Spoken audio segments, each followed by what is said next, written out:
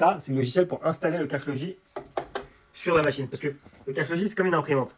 Tu installes le driver de la machine en question sur soit la caisse, soit la bande self-checkout. D'accord? Ok. Elle n'est pas branchée en réseau, elle est branchée en USB. Donc tu la branches en USB. Là, ce qu'on va faire, c'est qu'on va brancher en USB. Il y a un seul USB dedans. Il est branché à ce niveau-là.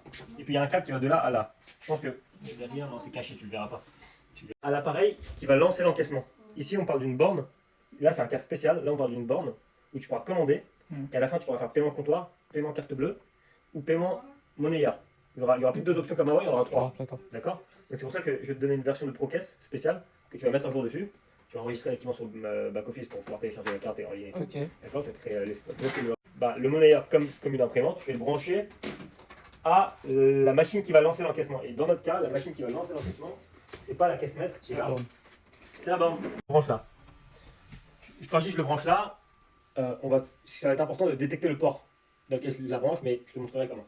L'important, c'est que je prenne les deux logiciels là, Cache Logis Connector Test et Cache Logis Setup Wizard Cache Logis Euro V2.5.0.70, c'est la dernière version qui existe. Peut-être par la suite, il y aura une version plus récente. Aujourd'hui, c'est la dernière version qui existe.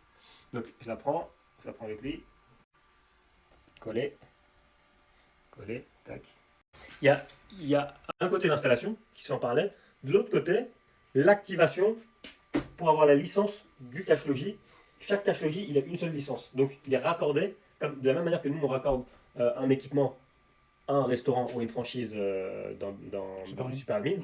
Bah, de la même manière, le cache logis, il est raccordé à un client qu'on crée au préalable dans Cache Logis Cloud. C'est l'équivalent de Super Admin pour Cache Logis, c'est leur back-office auquel nous on a accès. Sur ce back-office, on peut non seulement créer des restaurants, ajouter des équipements à des restaurants, changer la licence d'un équipement, c'est-à-dire l'enlever d'un restaurant et le mettre dans un autre restaurant si jamais demain quelqu'un le déplace.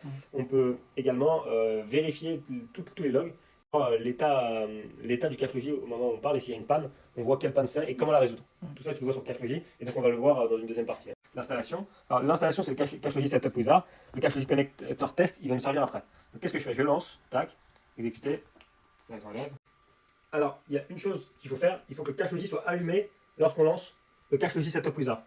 Moi, je vais vous montrer qu'il est bien allumé. Qu'est-ce que je vais faire pour vous montrer qu'il est allumé? Je vais le débrancher électriquement et je vais le rebrancher. Le cache logis, c'est pas parce qu'il ne brille pas, qu'il n'y a pas de message, qu'il n'est pas allumé et qu'il n'est pas connecté à la machine. Par contre, quand la connexion est établie, ça se met en bleu. D'accord? Quand il se met en bleu, c'est-à-dire qu'il est prêt à recevoir des ordres d'une machine d'encaissement. Débrancher, le rebrancher pour vous montrer comment ça fait. Là, je l'ai débranché. Quand je rebranche, ça fait ça. Donc ça me montre qu'il est bien alimenté électriquement. Une manière pour s'assurer qu'il est allumé, c'est de prendre le kit qu'on a, le kit de base. Pour l'installation, il nous faut ça.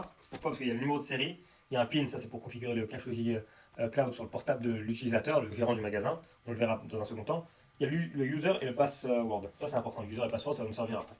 On a de quoi changer, mais ça c'est dans la phase d'installation, vous l'avez peut-être déjà vu durant la partie installation. On peut changer la langue des signalistiques qui se retrouvent ici, mais ce qui m'intéresse là, c'est le lot de clés.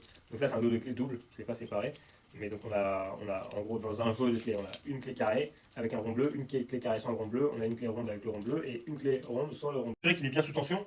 Bon, je l'ai branché, j'ai entendu le bruit, déjà ça me confirme. Et si jamais je n'entends pas le bruit, et il y a le bouton d'allumage ici.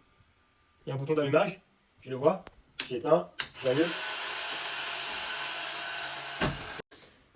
Je ne dis pas qu'il est connecté à l'ordinateur. Donc qu'est-ce que je vais faire? Je vais lancer sur cette machine qui n'a jamais installé de cache logis, je vais lancer l'installateur de cache logis. En français, il me demande d'accepter les termes, j'accepte les termes, suivant, le dossier est déjà choisi.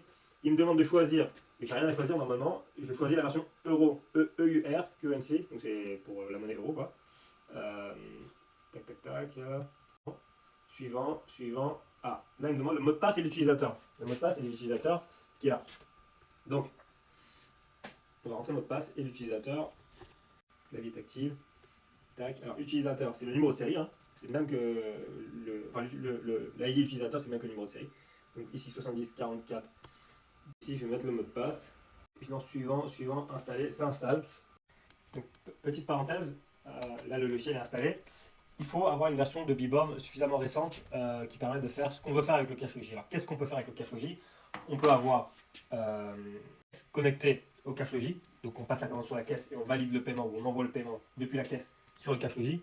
On peut avoir une borne pas une bande de commande, une bande de paiement. Donc on va d'abord sur une bande de commande où on choisit ce qu'on veut choisir. On fait paiement au comptoir, ça me semble le QR code, jusque là rien de spécial, tout est classique. Mais la bande de paiement, elle sert à juste venir scanner le ticket et elle envoie le paiement au cache logiciel qui active le cache logiciel. Donc ça c'est bande de paiement. Et troisièmement, il y a la bande de commande connectée au self-checkout, connectée au cache logis. Donc la bande de commande, c'est quoi? C'est une bande de commande classique. Je peux commander dessus, je remplis mon panier.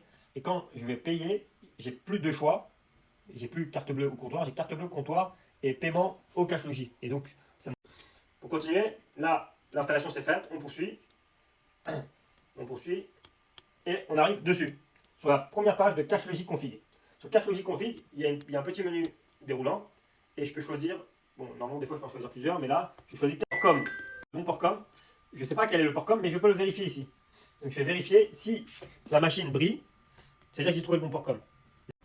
Donc on va essayer différents ports com jusqu'à trouver le bon. On a mis le port 7. On a appuyé sur initialiser et on voit. Allô? Donc il a trouvé le port. On a confirmé que c'est le port 7, on voit que c'est actif. D'accord, il est écrit actif ici. Je choisis le français, bien évidemment. Avancé, et dans les réglages avancés, je peux trouver ici de billets de chaque recycleur. Donc j'arrive dans les réglages avancés, toujours sur la même page, je descends et j'arrive aux dénominations des recycleurs et je peux modifier leurs limites. Il y a 3 recycleurs dans la machine. Qu'est-ce que c'est les recycleurs? Donc là elle est bleue, donc on voit bien qu'elle est connectée avec la caisse et qu'elle peut prendre un ordre de commande. Les recycleurs c'est quoi? C'est dans la partie billets, il y a 3 recycleurs. Ce sont des éléments de stockage qui permettent de recevoir l'argent par dénomination. Donc le premier recycleur il peut recevoir les billets de 5, le deuxième recycleur les billets de 10, le troisième recycleur les billets de 20 par exemple. Ce recycleur il permet de recevoir et de renvoyer l'argent. Donc ça sert un peu comme de fond de caisse.